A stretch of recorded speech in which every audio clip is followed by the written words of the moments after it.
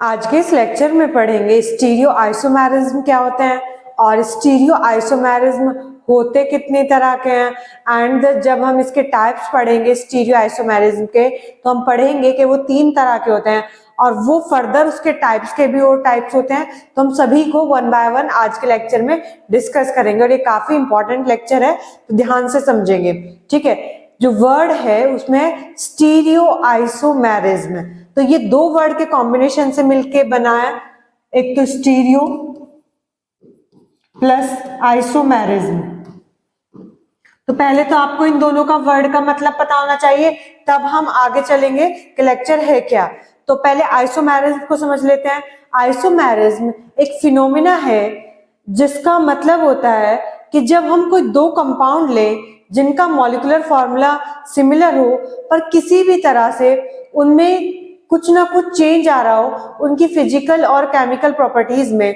Molecular formula तो same है, but उनकी जो प्रॉपर्टीज हैं फिजिकल और केमिकल प्रॉपर्टीज वो अलग आ रही हैं, चाहे कुछ किसी भी वजह से, चाहे वो स्ट्रक्चर में चेंज की वजह से हो, चाहे उनके ऑप्टिकल अरेंजमेंट की वजह से हो, जो भी वजह है, बस उनका जो प्रॉपर्टीज है वो अलग आनी चाहिए। अगर ऐसा हो रहा है कि मॉलिक्यूलर फॉर्मूला सेम है पर फिजिकल और केमिकल प्रॉपर्टीज अलग है, तो इस तरह के जो 2 कंपाउंड होंगे हम उनको कहेंगे कि वो आपस में एक दूसरे के आइसोमर्स है। और जो ये फिनोमिना है या बोल सकते हैं जो एक प्रॉपर्टी है ऐसा शो करने की कि same molecular formula but have different properties, इस प्रॉपर्टी को बोला जाएगा आइसोमेरिज्म। ठीक है, तो आइसोमेरिज्म का मतलब तो समझ में आ गया होगा। अब स्टीरियो का मतलब क्या है? यहाँ पे स्टीरियो का मतलब है कि स्पेस में अरेंजमेंट, जहां भी वर्ड आए वहां पे आपको ये समझना है स्पेस में अरेंजमेंट किसका? मॉलिक्यूल्स का। तो हम बोल देंगे स्टीरियो आइसोमेरिज्म वो वाले आइसोमर्स होते हैं जिनमें मॉलिक्यूल्स का मॉलिक्यूलर फॉर्मूला तो सेम है, पर जो उनकी प्रॉपर्टीज में जो डिफरेंस आता है वो इसलिए आता है क्योंकि यहाँ पे जो एटम्स का अरेंजमेंट है किसी सेंट्रल एटम के सराउंड वो अलग है। किस चीज को लेके अलग है? कि उनका जो स्पेस में अरेंजमेंट है, कि कोई ऊपर लगा था या कोई दूसरे में नीचे लग गया, बस उनकी जो पोजीशन है वो अलग होने की वजह से स्पेस में ये वाले आइसोमर्स आते हैं। ठीक है, तो इनकी डेफिनेशन देख लेते हैं, सभी को समझ तो आ ही गया होगा। Compounds which have same molecular formula but different arrangement of atoms or groups in space known as stereoisomerism। अभी आपको इन सबको एग्जाम्पल के साथ समझाया जाएगा तब और अच्छे से क्लियर होगा। तो पहले देखें हमारे पास स्टीरियो आइसोमेरिज्म कितने तरह के होते हैं। टोटल 3 तरह के स्टीरियो आइसोमेरिज्म है हमारे पास। पहला optical isomerism, geometrical isomerism and conformational isomerism. जब हम इनको वन बाय वन पढ़ेंगे, अब हम ऑप्टिकल आइसोमेरिज्म पढ़ेंगे, ज्योमेट्रिकल आइसोमेरिज्म पढ़ेंगे एंड कन्फर्मेशनल आइसोमेरिज्म पढ़ेंगे। जब हम इनको वन बाय वन पढ़ेंगे कि ये होते क्या है, तब हम देखेंगे कि जो ऑप्टिकल आइसोमेरिज्म है ये भी 3 तरह का है, जो ज्योमेट्रिकल आइसोमेरिज्म है फर्दर 2 तरह का है, और जो कन्फर्मेशनल आइसोमेरिज्म है ये भी 3 तरह का है। ठीक है, तो हम वन बाय वन अब इनमें से एक एक को डिस्कस करेंगे और उनके टाइप्स भी डिस्कस करेंगे विद एग्जांपल। ठीक है, चले तो देखेंगे। नेक्स्ट है हमारे पास ऑप्टिकल आइसोमेरिज्म। जो वर्ड ऑप्टिकल है वो रिलेट है ऑप्टिक्स से। जो सभी ने फिजिक्स पढ़ी होगी उसमें हम पढ़ते हैं ऑप्टिक्स, कि हमने ऑप्टिक्स पढ़ी है। क्या मतलब होता है ऑप्टिक्स पढ़ने का? कि हम वो वाले चैप्टर पढ़ रहे हैं जिसमें लाइट के फिनोमेना पढ़ते हैं, तो वो सब हम ऑप्टिक्स में आते हैं। सेम यहाँ पे जो ऑप्टिकल आइसोमेरिज्म है वो वाले आइसोमर्स होते हैं जिनमें जो फिजिकल और केमिकल प्रॉपर्टीज है वो भी लगभग सेम आ रही है, और जो डिफरेंस आता है इनमें, जो डिफरेंस क्रिएट होता है वो इस वजह से होता है कि वो लाइट को रोटेट करने की प्रॉपर्टी अलग रखते हैं। कोई लेफ्ट को रोटेट कर रहे हैं, कोई राइट को रोटेट कर रहे हैं, ठीक है, या कोई रोटेट ही नहीं कर रहे हैं। इन बेसिस पे इनका डिवीजन भी किया जाएगा। ठीक है, तो देखिए इसकी definition. These compounds have similar physical and chemical properties. Properties तो इनकी सिमिलर है फिजिकल वाली और केमिकल वाली, तो फिर अलग कहाँ है? इनका बिहेवियर लाइट के लिए अलग है, but different behaviour towards plane polarised light. Plane polarised light के लिए, अगर किसी को ये नहीं पता कि प्लेन पोलराइज्ड लाइट क्या होती है, मैंने एक अलग से लेक्चर करा रखा है प्लेन पोलराइज्ड लाइट के लिए, वहां से देख लेंगे। ठीक है, वो लाइट जिसके सभी वाइब्रेशन एक ही डायरेक्शन में, उसको प्लेन पोलराइज्ड लाइट बोलते हैं। अब देखिए जरा, इनका लाइट के लिए बिहेवियर अलग होता है। अब ये इस बेसिस पे इनको हम तीन तरह से डिवाइड किया ऑप्टिकल आइसोमेरिज्म को, डेक्स्ट्रोरोटेटरी, इसको एक और नाम दे देते हैं डी फॉर्म, लीवोरोटेटरी, इसको दूसरा नाम दे दिया जाता है L form, and the third is mesoform. अब हम वन बाय वन करके जो ऑप्टिकल आइसोमेरिज्म के तीन टाइप्स हैं इनको देखते हैं विद देयर एग्जांपल, ठीक है। तो सबसे पहला है डेक्स्ट्रोरोटेटरी, जिसको क्या भी बोल देते हैं हम, डी फॉर्म। डेक्स्ट्रोरोटेटरी वो वाले आइसोमर्स जो प्लेन पोलराइज्ड लाइट को क्लॉकवाइज डायरेक्शन में रोटेट कर दे। जिधर को क्लॉक चलती है ना, हम ऐसी क्लॉक ऐसे चलती है ना, कि वो वाले आइसोमर्स जो प्लेन पोलराइज्ड लाइट को क्लॉकवाइज डायरेक्शन में रोटेट कर दे, या हम ऐसा बोल सकते हैं वो वाले आइसोमर्स जो प्लेन पोलराइज्ड लाइट को राइट डायरेक्शन में रोटेट कर दे, उन आइसोमर्स को कहा जाएगा डेक्स्ट्रोरोटेटरी। सीधी सी बात है कि कोई एक सैंपल लिया डेक्स्ट्रोरोटेटरी आइसोमर्स वालों का और उनसे प्लेन पोलराइज्ड लाइट को पास किया गया, तो प्लेन पोलराइज्ड लाइट के सभी वाइब्रेशन इस तरह से होते हैं एक ही प्लेन में, और जब ये डेक्स्ट्रोरोटेटरी वाले से पास की जाएगी तो इनके सभी वाइब्रेशन क्लॉकवाइज डायरेक्शन में टर्न हो जाएंगे, या फिर हम बोल देंगे कि राइट हैंड साइड में टर्न हो जाएंगे। तो देखिए जरा, ये टर्न हो गए तो पक्का यहाँ पे जो सब्सटेंस होगा वो कौन सा होगा, डेक्स्ट्रोरोटेटरी वाला। क्लियर है? इसका एग्जांपल भी देखेंगे। The isomers which rotate plane polarised light in clockwise direction is known as D form. It is an unsymmetrical molecule. इनमें अनसिमेट्री होती है, कोई भी सिमेट्री नहीं होती। अगर सिमेट्री होती तो ये फिर लाइट को रोटेट ही ना करते। डी लैक्टिक एसिड, डी का मतलब ये है डेक्स्ट्रोरोटेटरी वाला, जो लाइट को क्लॉकवाइज डायरेक्शन में रोटेट करेगा, या बोल दे राइट हैंड साइड में रोटेट कर देगा। तो ये हमने कायरल कार्बन लिया। कायरल कार्बन कौन से होते हैं, जिस कार्बन के चारों ग्रुप डिफरेंट लगे हो, इसके चारों ओर जो ग्रुप्स लगे हैं वो चारों अलग अलग तरह के हो, उसको बोल दिया जाता है कायरल कार्बन। ये कायरल कार्बन है, और ये हमारे पास डी लैक्टिक एसिड का फॉर्मूला है। डी लैक्टिक एसिड डेक्स्ट्रोरोटेटरी होता है, कि इसका मतलब कि लाइट को राइट डायरेक्शन में या फिर क्लॉकवाइज डायरेक्शन में रोटेट करेगा। ये हमने दिखा भी दिया है कि ऐसे रोटेट करेगा, ठीक है। ये क्लॉकवाइज पैटर्न ही तो शो कर रहा है, क्लॉक की तरह। सभी को क्लियर हो गया होगा, ठीक है। अब हम नेक्स्ट पे चलते हैं। नेक्स्ट इज लीवोरोटेटरी, एंड लीवोरोटेटरी का दूसरा नाम होता है एल फॉर्म। तो जिस तरह से अभी हमने डेक्स्ट्रोरोटेटरी पढ़ा कि जो राइट साइड को रोटेट कर दे या फिर क्लॉकवाइज डायरेक्शन में रोटेट कर दे, इसका रिवर्स आ जाओ आप। लीवोरोटेटरी या फिर एल फॉर्म वो वाले आइसोमर्स होते हैं जो लाइट को एंटी क्लॉकवाइज डायरेक्शन में चलाएं, इस तरह से, जिधर क्लॉक के अपोजिट, जो लाइट को एंटी क्लॉकवाइज डायरेक्शन में चलाएं, या फिर आप बोल सकते हैं कि लाइट को लेफ्ट साइड की ओर टर्न कर दें। जो लाइट के सभी वाइब्रेशन है उनको लेफ्ट की ओर को घुमा दें। अगर इस तरह के हमारे कंपाउंड्स है तो हम उनको कहेंगे कि लीवोरोटेटरी वाला है, ठीक है। देखिए जरा इसे, the isomers which rotate plane polarised light in anti clockwise direction is known as L form. It is an unsymmetrical molecule. ये भी अनसिमेट्रिकल वालों में है। ये प्लेन पोलराइज्ड लाइट है, कोई इसको एल फॉर्म वाले से पास किया तो ये क्या करेगी, इसको एंटी क्लॉकवाइज डायरेक्शन में घुमा देगी या फिर लेफ्ट हैंड साइड में घुमा देगी। एग्जांपल इसका एल लैक्टिक एसिड, एल का मतलब वही कि लीवो वाले हैं, ठीक है, जो लेफ्ट साइड में रोटेट करेंगे। ये हमने एग्जांपल दिखा दिया है। क्या था, जब हम डेक्स्ट्रोरोटेटरी पढ़ रहे थे तो इधर की साइड OH था, अब लीवोरोटेटरी पढ़ रहे हैं तो इधर की साइड OH है, और इधर की तरफ ही हमारा रोटेशन होगा। तो ये एल लैक्टिक एसिड है जो लीवोरोटेटरी है, ठीक है। क्लियर हो गया है सभी को? नेक्स्ट पे चलते हैं।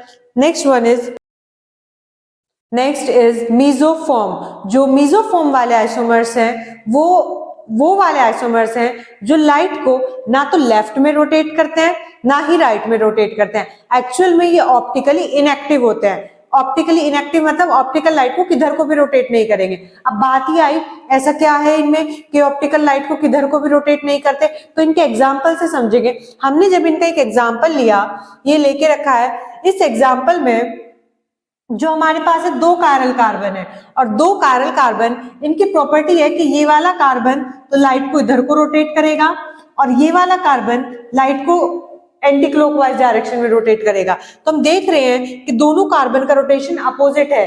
तो जब दोनों अपोजिट डायरेक्शन में रोटेट करेंगे तो कैंसिल आउट हो जाएगा। ऑल ओवर हमारी जो प्लेन पोलराइज्ड लाइट है वो किधर को भी रोटेट नहीं होगी। और साथ साथ इसमें ये भी पाया गया कि जो मेसोफॉर्म वाले कंपाउंड्स होते हैं इनमें एक सिमेट्री पाई जाती है, इसका नाम है प्लेन ऑफ सिमेट्री। जहां पे सिमेट्री आ जाएगी, सिमेट्री आने की वजह से जो कंपाउंड्स है उनका नेचर ऑप्टिकली इनएक्टिव हो जाएगा। ठीक है, अब तक के हमने जो भी कंपाउंड्स पढ़े थे उनमें सिमेट्री नहीं थी, अनसिमेट्रिकल थे वो, इसमें सिमेट्री आ गई इसलिए ऑप्टिकली इनएक्टिव है, इसलिए मीजोफॉर्म वाला है। तो मीजोफॉर्म वाले न राइट को रोटेट करेंगे न लेफ्ट को, वो करते ही नहीं है। और क्यों नहीं करते? क्योंकि इनमें सिमेट्री पाई जाती है और इनमें जो दो कार्बन होते हैं, दो कायरल कार्बन, वो लाइट को दोनों अपोजिट डायरेक्शन में रोटेट करेंगे, तो लाइट किधर को भी नहीं रोटेट होगी। देखिए जरा, these are optically inactive isomers that do not rotate plane polarized light because it has any type of symmetry, क्योंकि उसमें कुछ ना कुछ सिमेट्री होती है। These isomers have two chiral carbon, ये रहे दो chiral carbon जिनके चारों तरफ से अलग अलग एटम अटैच है, of opposite sense of rotation, और दोनों का जो रोटेशन है वो अपोजिट डायरेक्शन में है, so they are optically inactive, तो इस वजह से ऑप्टिकली इनएक्टिव हो जाते हैं। देखिए जरा, मेसोफॉर्म से जब प्लेन पोलराइज्ड लाइट को पास किया गया तो बिल्कुल ऐसे सीधी ही पास हो गई, किधर को भी रोटेट नहीं करी। ठीक है, क्लियर है, सभी को समझ आ गया होगा मेसोफॉर्म। तो जो अब तक हमने ये डिस्कस की है, ये अब तक हमने ऑप्टिकल आइसोमर्स के तीन टाइप डिस्कस कर ले, डेक्स्ट्रोरोटेटरी, लीवोरोटेटरी एंड मेसोफॉर्म। तो ये हमने टोटल अब तक जो कंप्लीट करा है, ये अब तक हमने पढ़ा है ऑप्टिकल आइसोमेरिज्म। ठीक है, तो हमारा स्टीरियो आइसोमेरिज्म का जो पहला पार्ट था ऑप्टिकल आइसोमेरिज्म, उस ऑप्टिकल आइसोमेरिज्म में हमने जो तीन पार्ट पढ़े, डेक्स्ट्रोरोटेटरी, लीवोरोटेटरी एंड मेसोफॉर्म, तो हमने ये कंप्लीट कर लिया। अब हमारा जो नेक्स्ट पार्ट आता है जो स्टीरियो आइसोमेरिज्म का सेकंड टाइप था, कौन सा था सेकंड टाइप? Geometrical isomers. ठीक है, अब हम उसको पढ़ेंगे। ठीक है, ज्योमेट्रिकल आइसोमेरिज्म डिस्कस करते हैं। नेक्स्ट है ज्योमेट्रिकल आइसोमर्स। तो जैसा कि नाम से पता चल रहा है ज्योमेट्रिकल, तो पक्की बात है कि जो चेंज आ रहा होगा, यहाँ पे जो आइसोमर्स बन रहे होंगे वो किस वजह से बन रहे हैं? कुछ ना कुछ ज्योमेट्री में चेंज होगा। और ज्योमेट्री में क्या चेंज होगा कि जो हमारे पास कार्बन है, जो भी हमारे पास कंपाउंड है, उसके सराउंड जो मॉलिक्यूल्स है वो ज्योमेट्री उनकी अलग तरह की होगी, किसी में अलग तरह से जुड़े। जैसे एग्जाम्पल से देखें कि हम कोई दो कार्बन ले लेते हैं जो कि डबल बॉन्ड से जुड़े हैं। ठीक है, अब इन दोनों पे एक एक एटम या फिर एक एक ग्रुप ऑफ एटम जुड़ा होगा। ठीक है, तो मान ले कि अगर इस तरफ दोनों तरफ हाइड्रोजन है और इन दोनों तरफ OH है, अगर हमारे पास दोनों सिमिलर ग्रुप एक साइड में आ रहे हैं तो ये तो एक तरह की ज्योमेट्री होगी, अभी नाम भी बताऊंगी इनको क्या बोलते हैं। और अब ऐसा मान ले कि इसी तरह से है, एक OH ग्रुप इसमें इधर है और एक OH ग्रुप इधर है, एक H इधर है, एक H इधर है। तो अगर हम कह दें कि सिमिलर ग्रुप अपोजिट साइड पे आ रहे हैं, देखिए जरा, अगर सिमिलर ग्रुप अपोजिट साइड पे आ रहे हैं तो इस तरह को बोला जाता है ट्रांसफॉर्म। और अगर सिमिलर ग्रुप सेम साइड पे आ रहे हैं तो इसको बोला जाता है सिसफॉर्म। तो ये हम दो तरह के ज्योमेट्रिकल आइसोमर्स पढ़ेंगे, सिसफॉर्म एंड ट्रांसफॉर्म। ठीक है, सिस वो जिसमें सिमिलर वाले ग्रुप एक साइड आ रहे हो, ठीक है, ये देखें, और ट्रांस वो जिसमें सिमिलर वाले ग्रुप अपोजिट साइड आ रहे हो, ये वाला। क्लियर है सभी को? देख ले जरा, पढ़ लेते हैं। The isomerism which arise due to different geometrical arrangement of carbon or groups of double bonded carbon atom is known as geometrical isomerism and both compounds are called geometrical isomers। जो बन के आएंगे उनको geometrical isomers कहा जाता है। पहले बताया था कि geometrical isomers टोटल दो तरह के होते हैं, cis isomers और trans isomers। यहाँ से क्लियर भी हो गया होगा। और देख लेते हैं इसके एग्जाम्पल, देखेंगे cis एंड trans। cis मतलब नाम से ही रिलेट कर लेंगे, सेम साइड, सिस सेम साइड, प्रोनाउंसिएशन सेम आ रहा है। ट्रांस अपोजिट साइड, तो नाम से ही क्लियर हो रहा है, ट्रांस में टी का प्रोनाउंसिएशन है तो टी अपोजिट साइड। ठीक है, तो इसमें कहा जाता है सिस वाले में जो सिमिलर ग्रुप है वो डबल बॉन्डेड कार्बन एटम के एक साइड है, जो एक जैसे ग्रुप होंगे डबल बॉन्डेड कार्बन एटम के एक ही तरफ होंगे। और जो ट्रांस वाला है उसमें कहा जाता है कि जो सिमिलर ग्रुप है वो डबल बॉन्डेड कार्बन एटम के अपोजिट डायरेक्शन में होंगे, ट्रांस वाले में। समझे एग्जांपल से? These isomers have similar group on same side of double bond. जो सिमिलर ग्रुप है वो डबल बॉन्ड के एक तरफ होंगे, ये देखें Br वाले एक तरफ, H वाले एक तरफ। ये कौन सा? सिस 1,2 डाइब्रोमो इथीन। नेक्स्ट है hydrogen, similar group same side, carboxylic acid के दोनों ग्रुप सेम साइड। किसका फॉर्मूला है? मैलिक एसिड का, और ये सिस है, ठीक है, सिस वाला ज्योमेट्रिकल आइसोमर्स है। नेक्स्ट इज ट्रांस, ट्रांस जो सिमिलर ग्रुप अपोजिट साइड आए। These isomers have different group on same side of double bond, या फिर कह दें सिमिलर ग्रुप किस पे होंगे? अपोजिट साइड पे, ठीक है। देखिए जरा, similar group opposite side, similar group opposite side, तो ये कौन सा होगा? ट्रांस 1,2 डाइब्रोमो इथीन, इसी का ही ट्रांस वाला बना दिया है, ठीक है। अब ये मैलिक एसिड का जब ट्रांस वाला बनाया तो हमारे पास कौन सा हो गया? फ्यूमेरिक एसिड, ठीक है। सभी को क्लियर हो गया होगा? ओके, नेक्स्ट अब हम आगे देखते हैं। अब हमने ज्योमेट्रिकल आइसोमेरिज्म के भी दोनों टाइप पढ़ लिए हैं, सिस फॉर्म एंड ट्रांसफॉर्म। अब हम पढ़ते हैं कन्फर्मेशनल आइसोमेरिज्म, क्योंकि हमने 3 तरह के स्टीरियो आइसोमेरिज्म पढ़े थे ना, एंड अब हम लास्ट वाला टाइप पढ़ेंगे कन्फर्मेशनल आइसोमेरिज्म। फर्दर उसके भी हम 3 टाइप पढ़ेंगे, ठीक है। तो देखते हैं कन्फर्मेशनल आइसोमेरिज्म।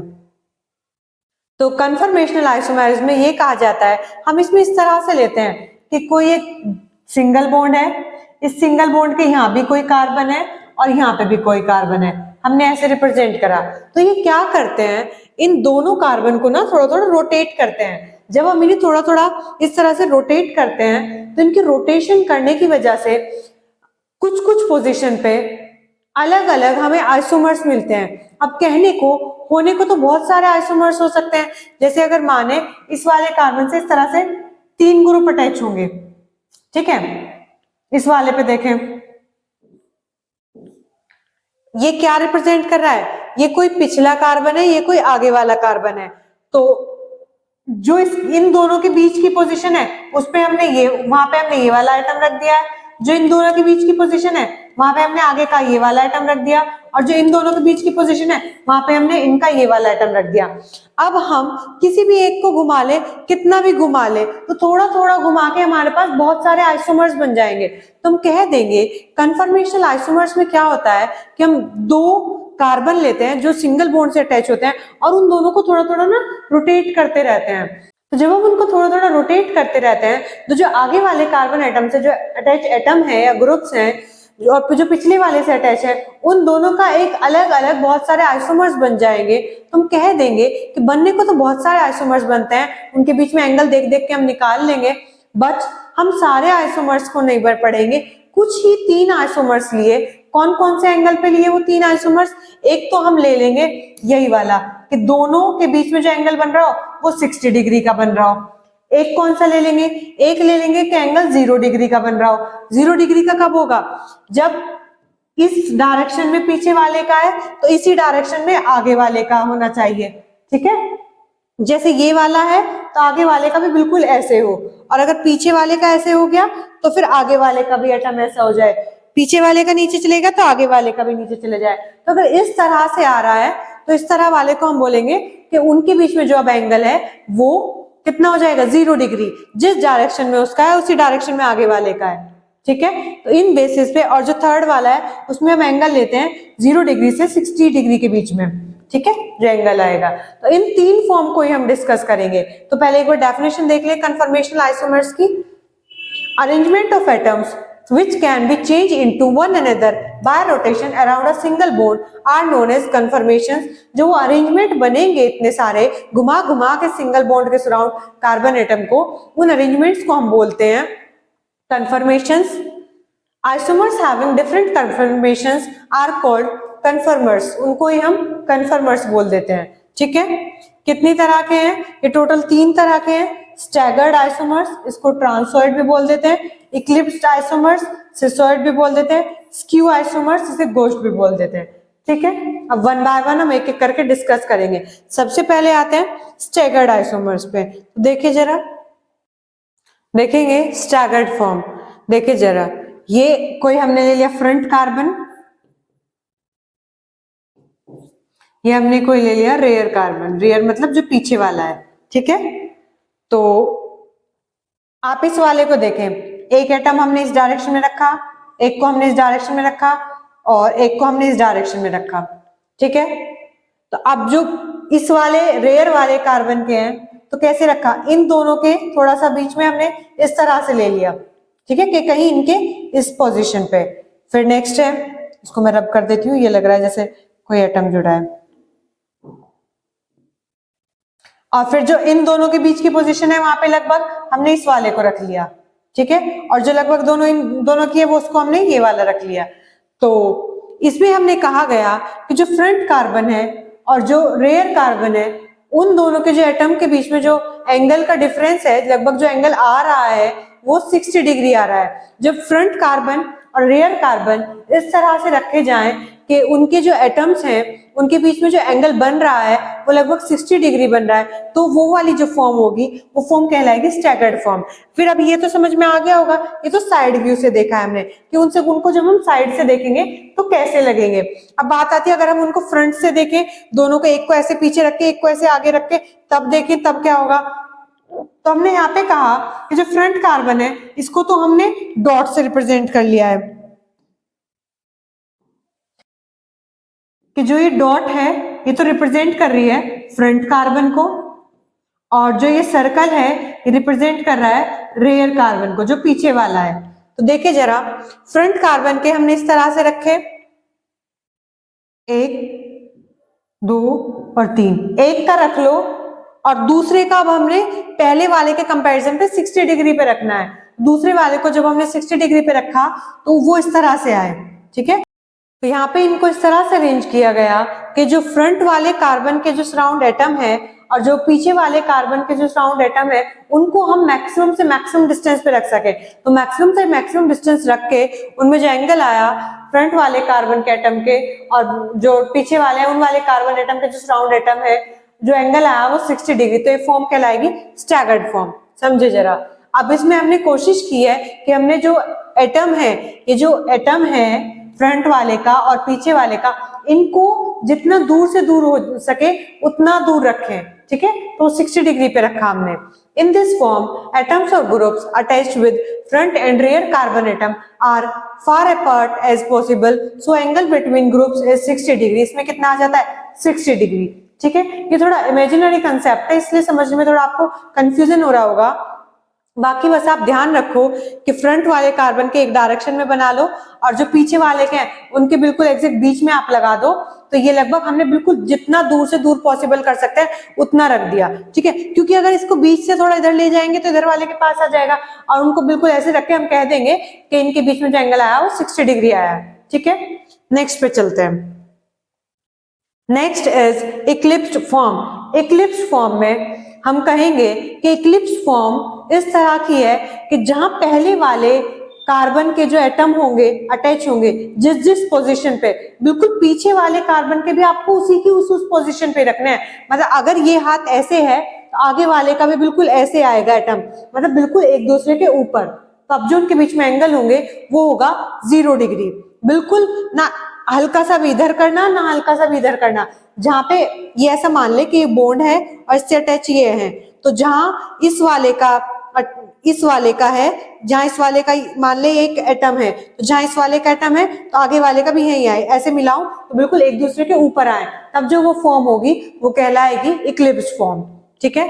देखिए जरा, इस तरह से रखा तो आगे वाले के भी बिल्कुल इसके ऊपर ये आएगा, इस वाले के ऊपर ये वाला आ जाएगा और इस वाले के ऊपर ये वाला आ जाएगा। ये देखें यहाँ पे हमने लगभग ऊपर दिखा भी रखे हैं, ठीक है। थोड़ा सा तो दिखाना पड़ा वरना आपको दिखता ही नहीं कि है भी कुछ, इसलिए इसका मतलब ये है बिल्कुल इसके पीछे छिपा हुआ है, ठीक है। तो इनके बीच में जो एंगल होगा वो 0 डिग्री होगा।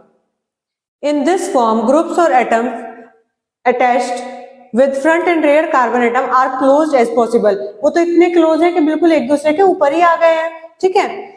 Angle between corresponding group is 0 degree. जो एंगल है वो 0 डिग्री हो जाएगा जब एक दूसरे पे बिल्कुल कोलैप्स कर रहे हैं, ठीक है।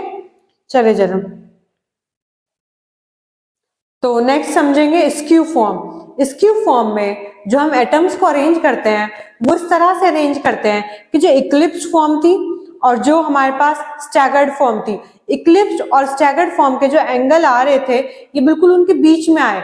इक्लिप्स वाले का 0 था और स्टैगर्ड वाले का 60 डिग्री था, तो इस 0 डिग्री और 60 डिग्री के बीच में आने चाहिए इनके एंगल। ठीक है, तो देखिए जरा, all those forms which lie in between staggered and eclipsed form is known as skew form with angle from 0 to 60 degree. तो ये दिखा दिया, इनके बीच में यहाँ पे कुछ इस तरह से, ठीक है, ऐसे दिखा दिया है। ये देखें इस तरह से है। हमने ये कौन से हैं, बैक वाले के और फ्रंट वाले के लगभग इनके थोड़ा थोड़ा इस तरह से लिख दिए। तो एंगल जो आएगा इनके बीच में 60 डिग्री और 0 डिग्री के बीच में होगा। ठीक है, तो सभी को आज का लेक्चर समझ में आ गया होगा। हमने स्टीरियो आइसोमर्स को डिस्कस किया, उसके 3 टाइप्स पढ़े, फिर 3 टाइप्स में फर्दर कितने कितने टाइप्स क्या हैं हमने वो पढ़ा। ठीक है, okay, thank you for watching vision bye Charu.